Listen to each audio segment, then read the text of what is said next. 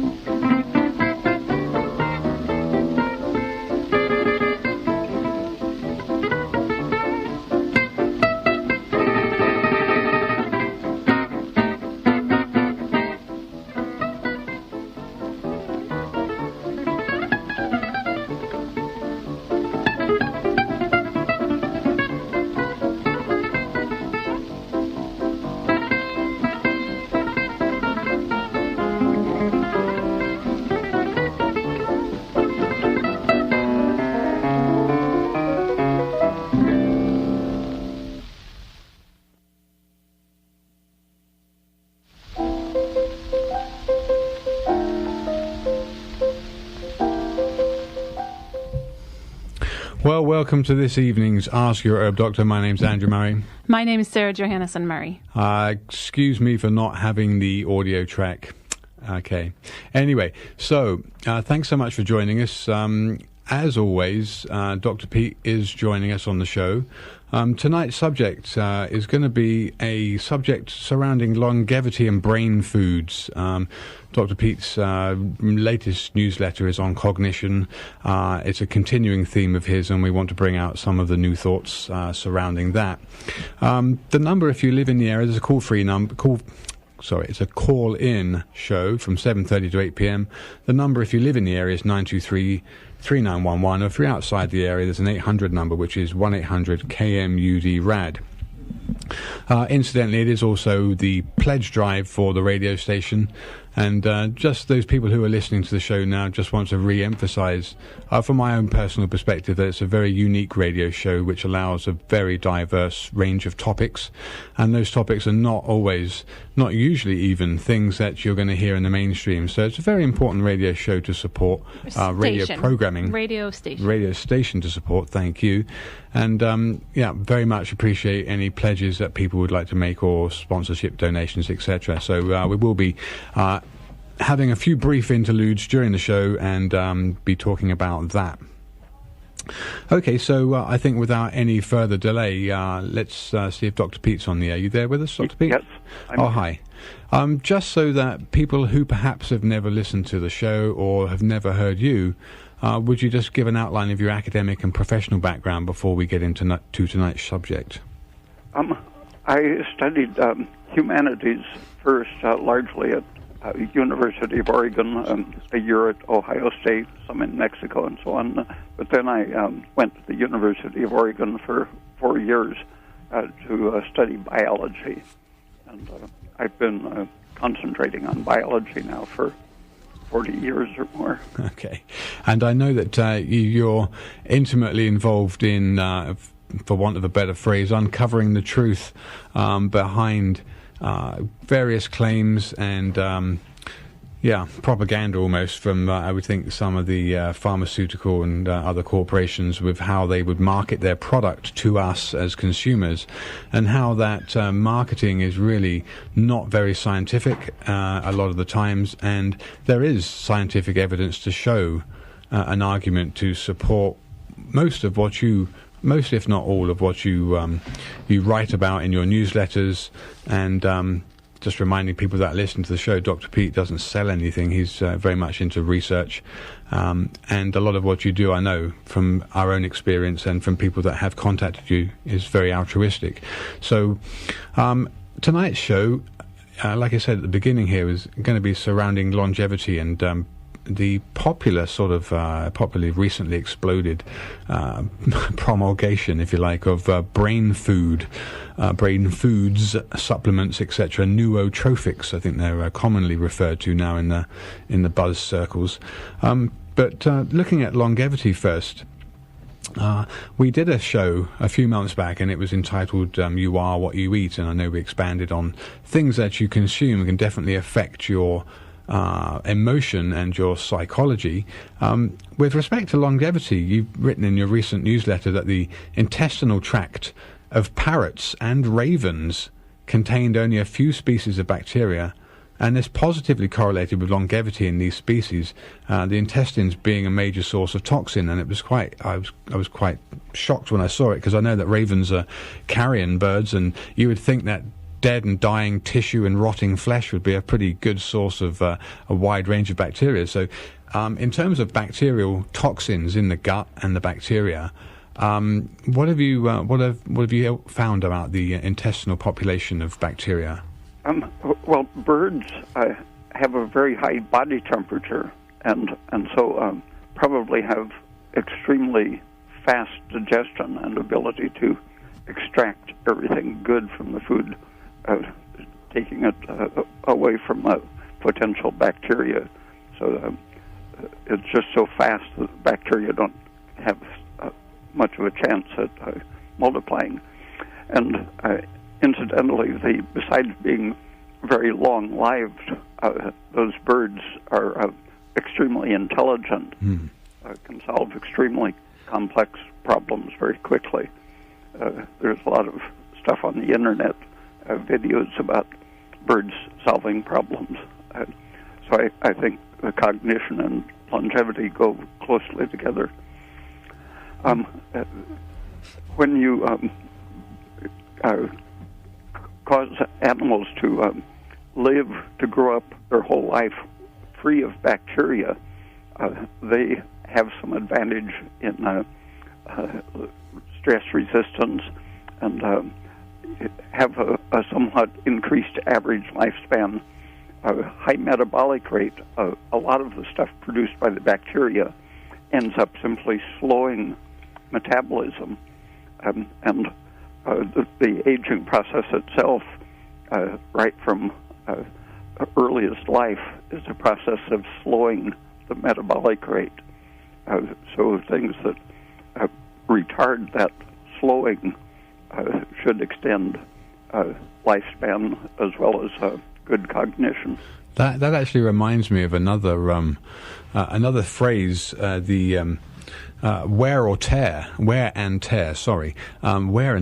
and the relationship between activity and running at a high metabolic rate and running out of energy and or wearing out being kind of the opposite of what we're saying here about a highly increased metabolic rate being actually productively beneficial for the organism in terms of clearing waste material and or processing reactions that would denature toxins or clear waste, etc.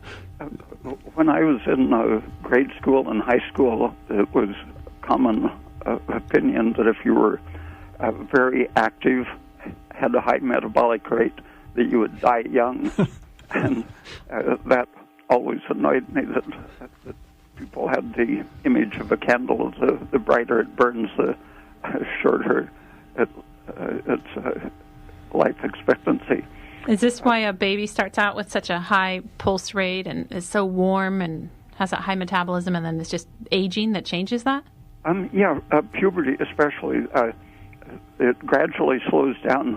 When a calf is born, for example, its fats all through its body, including its brain, are highly saturated because the mother has been saturating the fats from the food. and so it's protected from the environment. And as its tissues absorb the polyunsaturated fats, its metabolism slows down, and you can see it in the ruminants because they start life extremely free of polyunsaturates. But human babies are, according to some fat experts, everyone is born deficient in the essential fatty acids, and so they advocate putting more of them in baby formula. But actually, those are major things in slowing the metabolic rate, and they tend to accumulate in the brain with aging, slowing metabolism, especially the ability to metabolize glucose all the way to carbon dioxide, so that the old or demented brain has a chronically high level of lactic acid because it has progressively lost the ability to oxidize glucose to carbon dioxide. And a lot of polyunsaturated fats. I just find it strange that the placenta filters out the polyunsaturated fats. Yeah, that's why babies are born with a so-called fatty acid deficiency, but that's a natural thing. The baby makes its brain fats out of the glucose or fructose that it's getting from the mother. I know, it's just so strange that they say, oh, the baby has a deficiency, when maybe that's how it's supposed to be. If that's the way it is, if the placenta filters it out, maybe the baby's not supposed to have them. So don't start giving your baby fish oil as soon as it's born. Yeah, there have been experiments with rats and dogs and other animals in which the mother is given a high unsaturated fat diet or a PUFA-free diet, and the babies have a bigger brain and better problem-solving ability when their mother was free of PUFA during gestation. Okay. So the first thing then, the intestines being clean because of being a major source of toxins, definitely accumulates inflammatory degradative processes and contributes to a shorter lifespan. How about the manipulation of hormones then? And I know there was an experiment that I'd like you to bring out.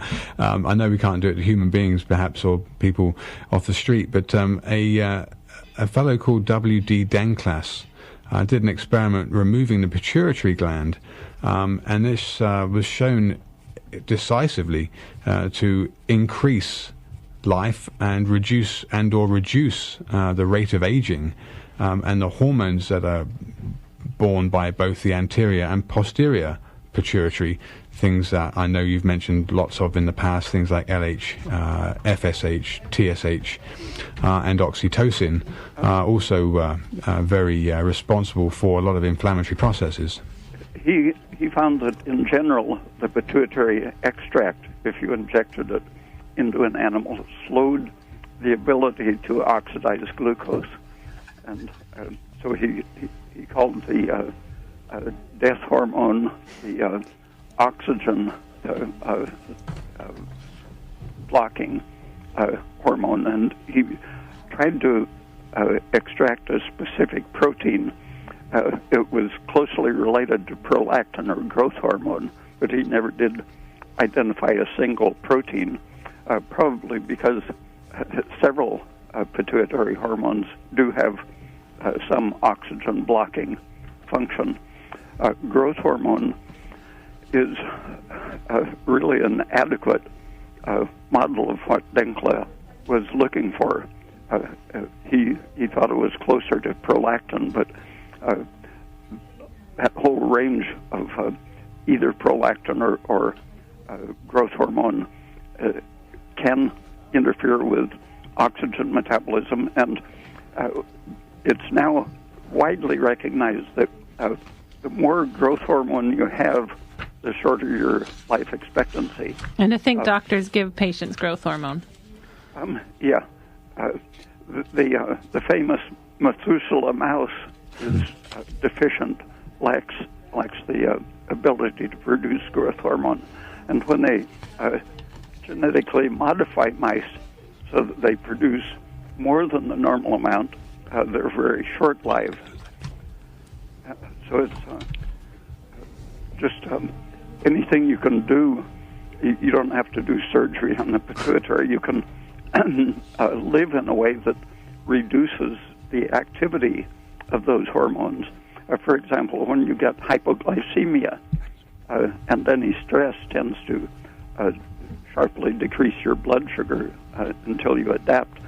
But simply an episode of hypoglycemia increases your growth hormone, and that activates the whole process of changing your type of metabolism, blocking oxygen production relatively, the ability to oxidize glucose to carbon dioxide, and it tends to increase phosphate, which is one of the things that happens under the influence of bowel toxins.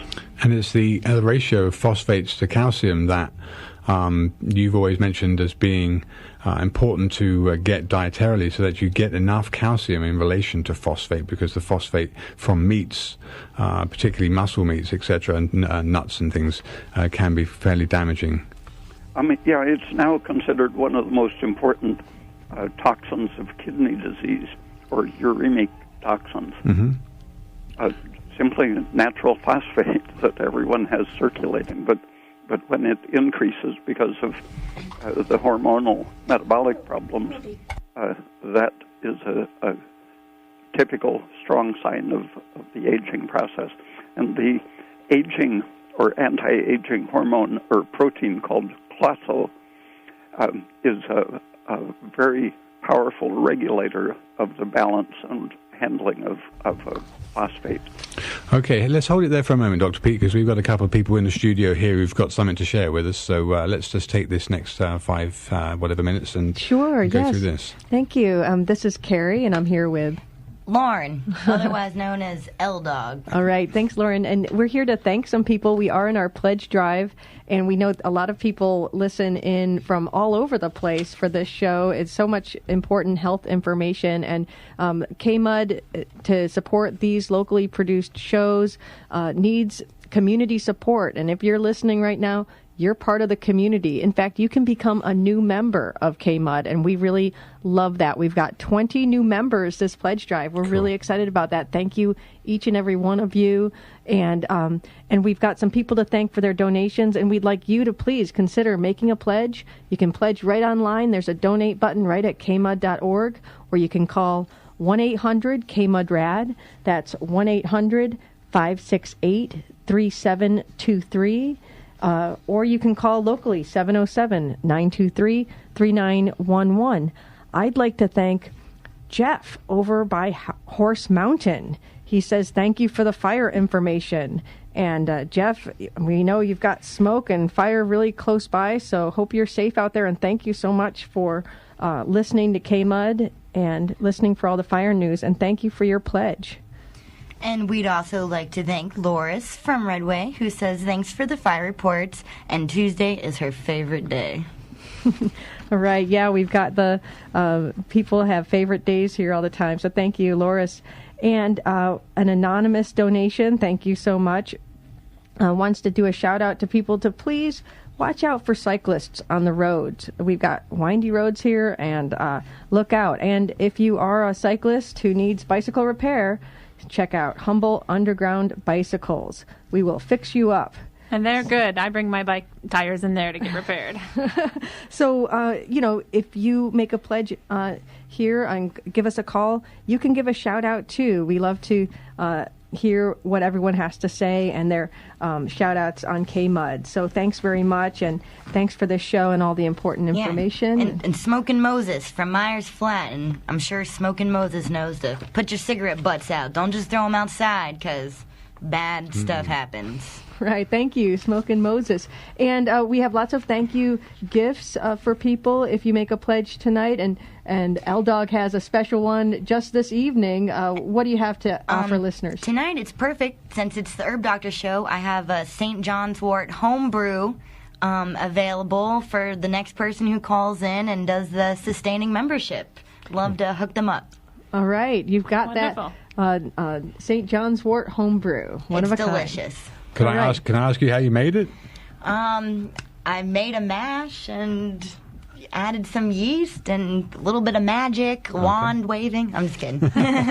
Lots of love. And Okay, cool. Okay, good. Well, did it change color? What color was it when it finished? bright up? red. Oh, right. Bright red. There you I was go. wondering, Excellent, yeah. but the St. John's wort, it really brings out that red Yeah, hue. excellent. That's what you get when you infuse the flowers in a good quality saturated oil, or a jojoba particularly. Yeah, excellent. Great. Well, have a great rest of the show. We'll come Yeah, will back you with come more on back? thank Yeah, you for sure. yous. I hope so. Please, we see the phone ringing, so we'll come back with more thank yous. Absolutely, And that's what it's thanks all so about. much for supporting the mud. Yeah, you, thanks thank for you. keeping it all alive. Okay, so carrying on with the topic of longevity and brain foods, I think actually before I start that up, I just wanted to mention that last month we did a little expose of two gifted young individuals who had an idea and they just followed it up and did an interview with 6 leading alternative scientists. Dr. Pete was one of them, and they had a Kickstarter, and they produced a documentary, and it was their goal to produce a full film all about some of the misleading thoughts in medicine and how medicine and science has kind of gone off the straight and narrow and become fairly deranged in its beliefs. And Brad and Jeremy Stewart and Brad Adams wanted to reach the goal of $35,000 for their Kickstarter to enable them to get to post-production, and then at that point they would have a very viable and tangible film to bring to bear and would get further funding and produce it. Well, they smashed the $35,000 record and they got $76,000 in their Kickstarter. So well done. Okay, so Dr. Pete, I wanted to also ask now about the anti-aging effect of the proposition that diluting your blood serum or your lymph can actually increase your lifespan because of removing toxins, and how the kidneys themselves, when the kidneys fail, how they can damage bowel function. And I was wondering, is it possible that we could practically dialyze ourselves, like patients go for dialysis when they're diabetic, etc. Or what about bloodletting? Bloodletting. Aren't blood donors have an increased? Don't blood donors have an increased lifespan? Well, they have a lower iron, don't they? Yeah, at least a healthy lifespan.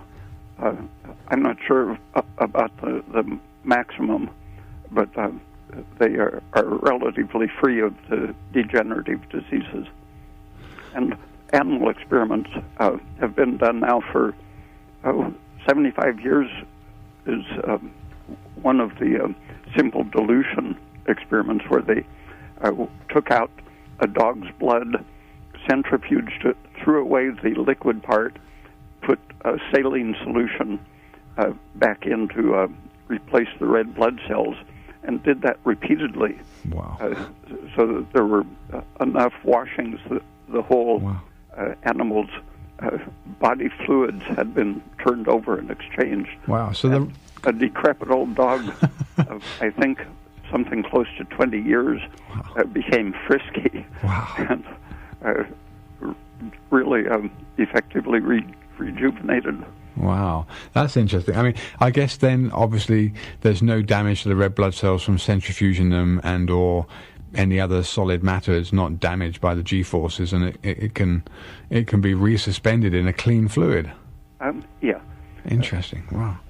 And the bowel toxins are always entering the blood and having to be removed by the kidneys, but they poison not only the kidneys, but the heart and the brain and the liver and the intestine in the process of being filtered out. And so the blood contains some of these toxins, including the normal lactic acid and phosphate simply in excess, as well as the specific bacterial toxins. But also, as these toxins affect the various tissues and organs, the body produces defensive reactions. And these defensive reactions including the pituitary hormones, become part of the toxic environment circulating in the fluids. And so the shift away from circulating renewal signals produced by the animal becomes gradually with age circulating stress signals rather than renewal signals.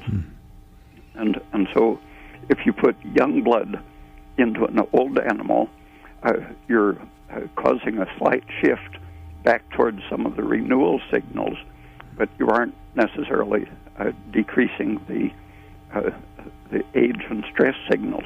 Wow. And that's very much like a bystander effect as well, right? Yeah, it definitely is. Is the same process that happens in the bystander effect when you injure a cell or a particular region. For example, with a beam of focused ionizing radiation, X-raying your foot or hand or tooth or whatever, that tissue emits the signals which are the same as the aging and stress signals. And so the radiation damage is very similar to the process of aging, and the intrinsic regulatory processes, instead of increasing your ability to adapt, they start narrowing the way you're adapting. And it creates a vicious circle, for example, in which something interferes with your oxidation, and in reaction, that leads to lactic acid production instead of carbon dioxide. And the lactic acid is one of the toxins that turns on the production of nitric oxide, which spreads inflammatory signals and blocks the ability to use oxygen. So you get in that case, it's a very quick feedback process in which it just gets worse and worse unless something intervenes to either stop the production of lactic acid or of nitric oxide. Wow. Okay, excellent. I think if you were to ask people on the streets whether nitric oxide was bad for you or good for you, I think most of them would say that it was good for you. It's so wrong. The September issue of Life Extension magazine has an article mentioned on their cover how to increase your nitric oxide. Oh my goodness. And it gives a several-page article describing their product that contains some very nice flavonoid compounds extracted from oranges or something. Right. But the theory that they use to sell them is that they will increase your nitric oxide. And they give two references saying that. And so I looked up that subject, what hesperidin does to... Hesperidin? To nitric oxide.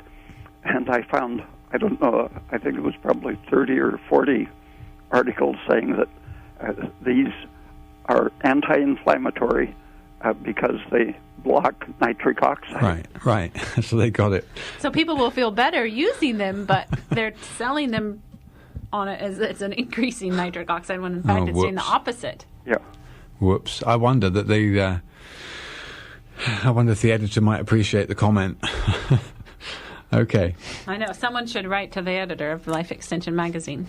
Okay, you're listening to Ask Your Herb Doctor on KMUD Galberville 91.1 FM, and from 7:30 till the end of the show at 8 o'clock, you're invited to call in with any questions either related or unrelated to this month's subject of longevity and brain foods. I think in the next half an hour here, we'll get into some of the brain foods. People might have heard about them. People might have used them.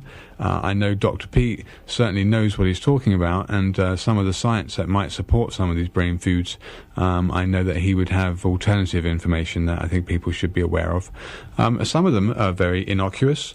Some of them have a very good background. Some of them have a very less than scientific background. So brain foods, I think, is going to be the next thing that we'll get into. But if people have any questions about them or about longevity or how to approach that, 923-3911 or the 1-800 number is 1-800-KMUD-RAD. So the subject of nootropics. being the word that's used to describe a product that would be an improving your cognitive ability, your mental prowess, your performance skills, etc., and your alertness and readiness. There's lots and lots out there, and I'm not surprised that most people don't really understand it and probably bite the hook that's the shiniest and glossiest and fanciest hook. It looks like it must work because it's got such a good advertising campaign behind it. I wanted to explore then the subject of nootropics with you, Dr. Pete, and ask whether you can support or refute the claims made by various manufacturers of performance and cognition improving substances as plausible or poor science. And I think wanted to start with a widely known in the trade anyway compound called acetylcholine, which is a neurotransmitter responsible for improving memory, learning, problem-solving ability, and general cognition. What are your thoughts on this substance? The current and the last 20 years popular medical approach to treating Alzheimer's disease is to try to increase the level or production or persistence of acetylcholine by blocking the enzyme that breaks it down. And they've demonstrated basically that it doesn't work. And so they need a new fundamental theory, but their theory is so mistaken that it's hard for them to get off onto a new line of drug treatment because the acetylcholine, it's essential and part of our conscious regulating. It's needed for memory. All kinds of biological processes require just the right amount of acetylcholine, but it activates the enzyme that produces nitric oxide. Uh-oh. And nitric oxide blocks energy production. And so the process of excitotoxicity, which it made monosodium glutamate notorious because a little too much of that activates the production of a little too much acetylcholine, and that makes too much nitric oxide. Uh-huh. Nitric oxide poisons the ability to oxidize glucose to carbon dioxide, so it increases lactic acid, and Whoops. the cell has less energy and is more excited by the acetylcholine, so basically it becomes susceptible to dying in proportion to the overstimulation of acetylcholine. And is it true that MSG can cross the blood-brain barrier and cause that reaction in the brain? Oh, sure. The amino acids all have to get into the brain to provide brain proteins and such. And it's just one of our normal amino acids, but too much of it becomes toxic, or too little of the other amino acids, and a relative disproportion of glutamic acid. So, aspartic acid and cysteine are the other potential nerve toxins. Again, by increasing acetylcholine, which increases nitric oxide, blocks oxygen metabolism of glucose. Oops. So another good case in point of more is not better. In your opinion, do you think most people have enough acetylcholine in their systems? Yeah, actually, I think the tendency with aging is to have too much. Right. The shock reaction is for over 100 years now. There's been evidence that overactivity of the vagus nerve and the parasympathetic nerve system produces shock, that it's the essential factor in shock. And this is the system that acts primarily through acetylcholine, producing nitric oxide. Nitric oxide blocks oxygen metabolism. So in shock, your blood stays red and full of oxygen, but the tissue can't use it. and that happens with aging, heart failure, kidney failure, dementia. All the tissues relatively have a shock-like metabolism that progresses with aging. Do you think there's any medical benefit or interest in increasing the breakdown of acetylcholine? There are lots of therapeutic uses of things that block the overactivity of acetylcholine and accelerate its turnover. A rich environment increases the enzyme that breaks down acetylcholine. So the environmental enrichment then would encourage the breakdown of acetylcholine? Having a good life protects you against too much. It protects you against lots of aging problems, right? What? Having a good life protects you against lots of aging Well, problems. you have to clarify the term "good life." We don't mean drinking and partying and no. Having lots of fun, reading interesting things, talking to interesting people. Yeah, and having an interesting job to do, and interesting work, and liking your job, not because it pays you well, but because you're fundamentally interested in it, which is what you should always pursue in your life. Yeah, it might pay well too. Well, that's a benefit. That's a positive benefit, and that's a blessing. But it's not that's always the opposite of learned helplessness, right? Or behavioral despair. Okay. Most people treat their jobs with some learned helplessness. How can they do anything different? They spend all this time, well, perhaps in some instances they spend all the time studying for a particular degree or whatever education, and then they get into the work and find out how odious it is and decide that, what can they do about it? I don't know. Okay, learned helplessness, another very interesting topic. I know we've spent quite a bit of time talking about learned helplessness and how that plays psychologically into physiology and how it can have definite effects on the organism in terms of decreasing its survival odds. That brings up another product line that is being pushed recently, the methylating agents, because learned helplessness is a matter of imprinting, turning off the genes that should enliven you, increase your adaptability. Too much methylation shuts things down, makes you helpless. And that process happens progressively with aging. Too much methylation turns off the genes of renewal. And there are lots of products pushing the idea that we need more methylation. Oh, gosh. One of the main methyl donors is methionine, the amino acid, and if you deprive animals of a major part, I forget the exact percentage, but half or less of their normal methionine, they live 30 or 40% longer than they would otherwise. What's a common food source that's high in methionine? All of the high-protein foods like meats. Right. Okay, so that's again another good reason to advocate the fact that muscle meats in isolation are not good for you, and that balanced proteins from the whole animal, with including the connective tissue and gelatin, is the best way to consume a protein. Gelatin is unique in being free of the pro-aging amino acids.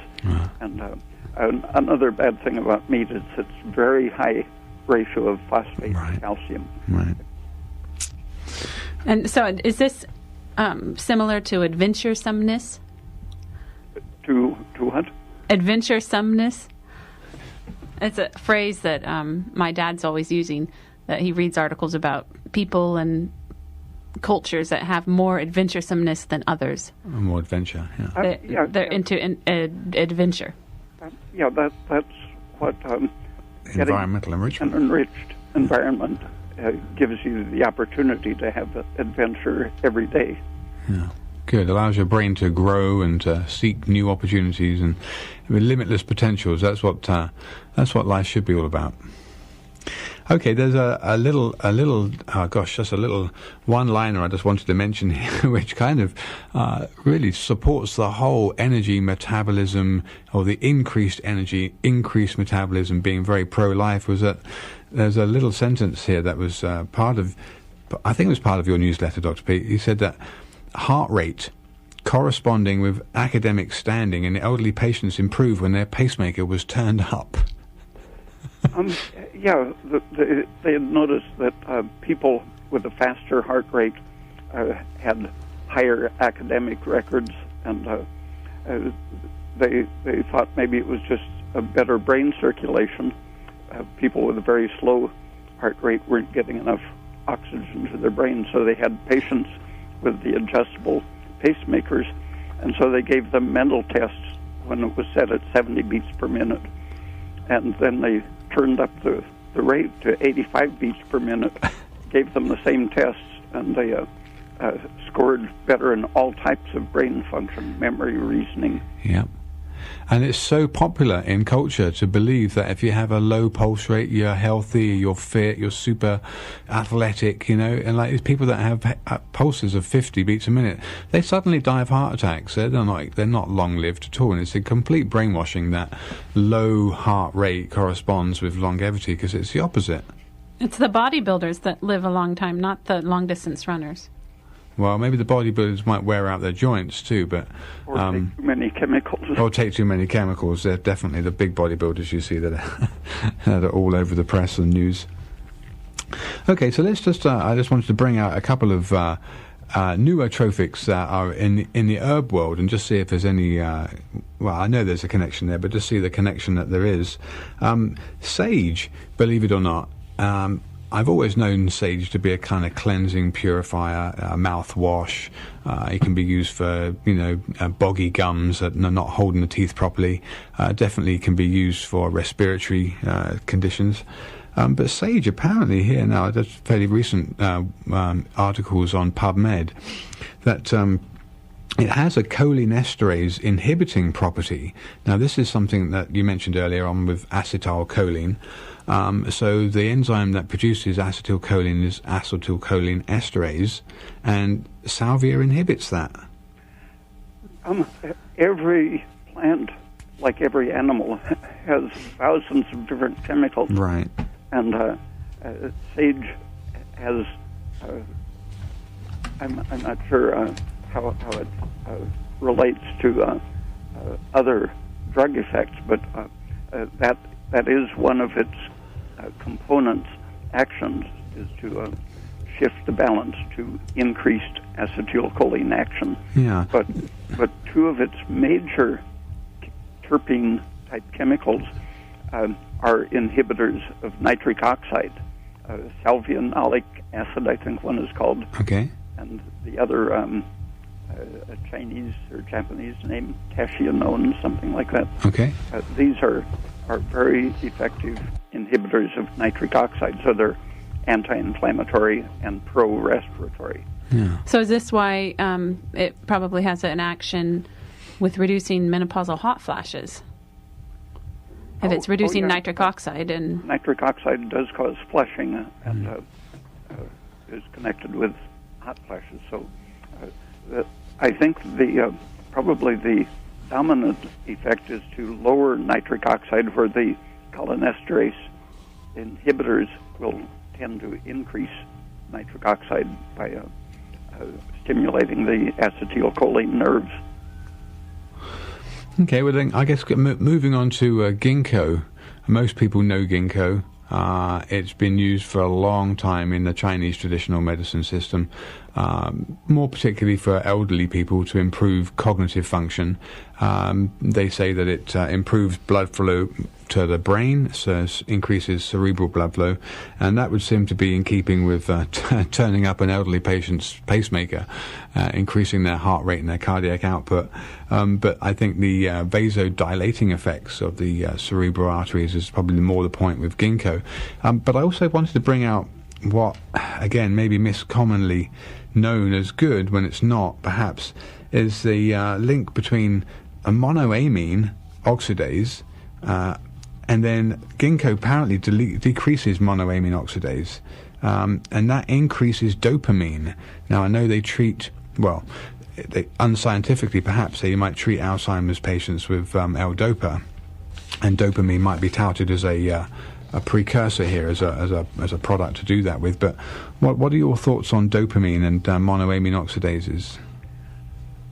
It definitely makes you feel good. It's sort of an upper to do anything that increases your dopamine. Tends to increase adrenaline usually, and certain types of MAO inhibitors will increase serotonin too. Right, which is not good. Those don't necessarily go with well-being. The brain circulation, for example, is decreased by serotonin. It tightens up the blood vessels, especially the veins leaving the brain. So if you have too much serotonin, you can get brain congestion and a migraine, for example, with the arteries opening up and the veins closing down. Okay. So there might be serotonin inhibitors in ginkgo, but I think the most important benefit of ginkgo is that it's a very good nitric oxide inhibitor. And also blocks platelet aggregating factor. Right, it's a PF blocker, isn't it? Yeah. Oh, and mentioning that, it blocks prostaglandins pretty generally. And Yes. they're pro-inflammatory. Yeah. Yeah. Okay, well, it's 7:46 here on KMUD Garberville 91.1 FM. From now until the end of the show, 8 o'clock, you're invited to call in if you have any questions about tonight's show on longevity and brain foods. Numbers 923-3911. Or if you live outside the area, there's a 1-800 toll-free number, which is 1-800-KMUD-RAD. So to carry on with the subject of brain foods, I know we had this conversation earlier and got into a philosophical topic of the meaning or the usefulness of the determination of intelligence when it comes to marketing a brain food as supposedly increasing your intelligence. But philosophically, in terms of what we as human beings are told by our peers and by media advertising, intelligence is not just intelligence, and that there's actually many different ways of looking at intelligence that can be useful if we don't believe the IQ is the only determinant, and if we can not do complicated mathematics in our head, that if we can't do that, there's something wrong with us, because intelligence itself can be it can take on many different forms, and perhaps our society just doesn't recognize or want to recognize some of those forms. The Wizard of Oz idea that maybe you can just go online and buy a diploma and become intelligent and qualified. It's starting to look like the mechanical idea of qualification. Right. You learn certain techniques, like computer programming. They can break it down into little credits and micro degrees and so on, and you accumulate your qualifications in terms of what the culture has to sell. But I think the whole idea of intelligence, it's sort of like the wear and tear idea of aging. It's an idea that there's a blueprint laid out for how the body develops. It's all determined ahead of time. And the intelligence, the IQ idea is that there are certain mental skills that an intelligent person has that you can define IQ by. One of the silliest kinds of IQ tests had questions that were simply stories that they had asked people at Oxford, I think it was, to interpret, and then they had uneducated people interpret the same story. Mm-hmm. And the IQ test asks you to interpret these little short stories. And if you do it the way the Oxford graduate did, you have a high IQ. That is silly. Oh, dear. So a lot of products are being sold with the idea that if you take them, you'll become clever in these ways that will make you compete in the society. Yeah. But if the society is set up in an irrational way, then it's not intelligent to succeed in terms that the society presents. Yeah, that reminds me of the caste system in India. I read a BBC News article just the other day about a chap in India who had 6 degrees. He had a couple of master's degrees in various different subjects, but unfortunately for him, he was of a certain caste. He was of a caste that actually was, I forget the name that they gave them now, but they were basically a caste that was relegated to cleaning up human waste. And no matter how many degrees this chap had, and he got time off to go to university and to study for his exams, etc., and he passed one after the other, and they started getting wise to him wanting all this time off and started to try to block him, but he actually just protested against it, and eventually he won and was given the time off to do these extra degrees, and they still wouldn't do anything about him in terms of his social standing, because they'd already compartmentalized him. And that's very much the opposite of what we talk about with environmental enrichment and the kind of things that that can bring to society as a whole, and also to individuals that can then affect other individuals. Very much a kind of a brainwashing of systems of a certain type of belief. The nootropic people are really committed to the idea of intelligence as competition, right, to gain status. But I think there's a more general idea of consciousness and intelligence that applies to life in general, that it's an appropriateness of the way you live, which is intelligent, not the skill you have to fit into whatever you might encounter in the society. It's the ability to decide whether you want to fit in or not. Yeah. I think also the quotient here of fitting in terms of feeling alive and well, I think is very important. And obviously, we've talked at length in the past about various toxic insults in our food supply, in our environment, what people consider normal in terms of their pastimes or their free time or their occupation or just in their thoughts. And, you mentioned learned helplessness and the kind of inescapable stress and the kind of events that promotes. But just having an open and free outlook, and or, like I said, a job that not necessarily pays well but that you really enjoy, is so much more important. And in terms of IQ, as you've mentioned, it's a really false, in a lot of ways, a false system of determining intelligence, and that society itself is very much molded, unfortunately, by the huge corporations that surround us, selling whatever products they have to offer.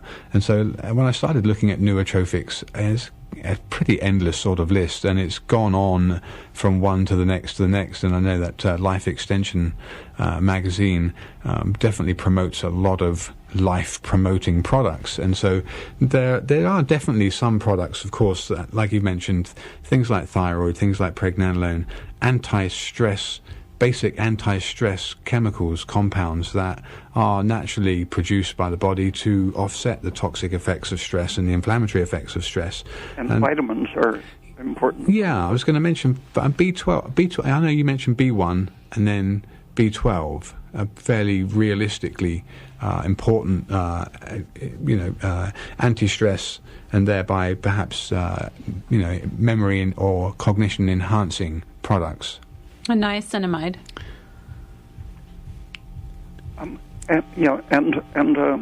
caffeine if it's used properly, but a lot of people are thinking of caffeine as a legal version of crack cocaine, and it shouldn't be used as speed. It should be used as a food.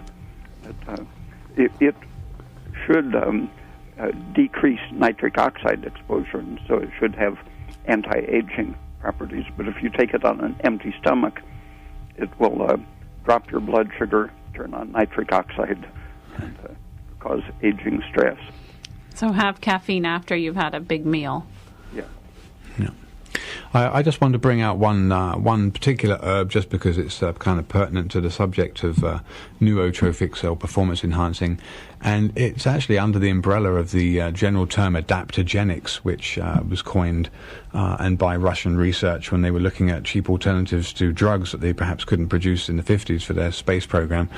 They were very much into looking at plant sources, and the ginsengs obviously are one of those kind of crowning products that you think about when you think about both longevity and enhancing mental performance, etc.